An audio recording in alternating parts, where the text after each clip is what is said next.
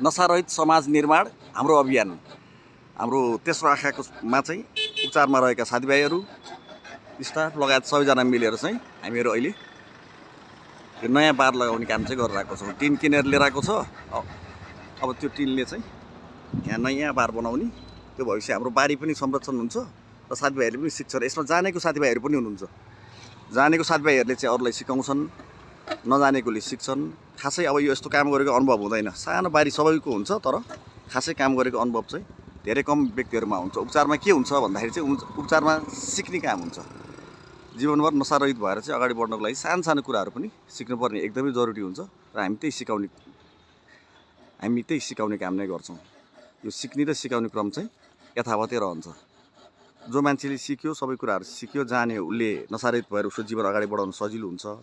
अब होइन भने चाहिँ अब सबैजनाले के सोच्छन् भने सुध्रिने ग्यारेन्टी छ त भनेर सोच्छन्। सुध्रिने ग्यारेन्टी छ नि, किन छैन? म छु, साथीभाइ छन्, हामीहरू सबजना साथीभाइहरू सुध्रेरै बसेका छन्। सुध्रेर बस्ने साथीभाइहरू पनि हुन्छन्। अब सबैजना सुध्रिन्छन् भनेर त्यो एकदम चाहिँ लोगै चाहिँ हामी कहाँ बसेर चाहिँ 100% सुध्रिन्छन् भन्ने त्यस्तो फिल्मी कुरा चाहिँ हुँदैन। यथार्थमा चाहिँ सुध्रिने चान्सेस पनि धेरै नै हुन्छ। लगभग धेरैजना साथीभाइहरू चाहिँ सुध्रेर हाम्रो संस्थामा बसेका मात्रै होइन, नशारहित भएर बसेका साथीभाइहरू चाहिँ धेरैजना छन्। हजारौँ, लाखौँ, करोडौँ छन् संसारभरि। त्यही भएर इन्स्टेड अफ कम्प्लेनिङ जीवनमा चाहिँ जीवनलाई जीवनको तरिकाबाट बाँच्ने आधारहरू सिक्दै र सिकाउँदै अघि बढ्ने क्रम जारी छ। हामीहरू सेल्फ विलमा होइन, हामी गड्स विलमा हिँड्ने मान्छेहरू, भगवानको इच्छामा हिँड्ने मान्छेहरू।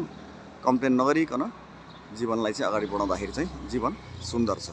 नशारहित यात्रा पनि रमाइलो र भगवानप्रति हामी कृतज्ञ पनि छौँ कि आज हामी नशारहित भएर आफ्नो जीवन अगाडि बढाउन सकेका छौँ। धन्यवाद।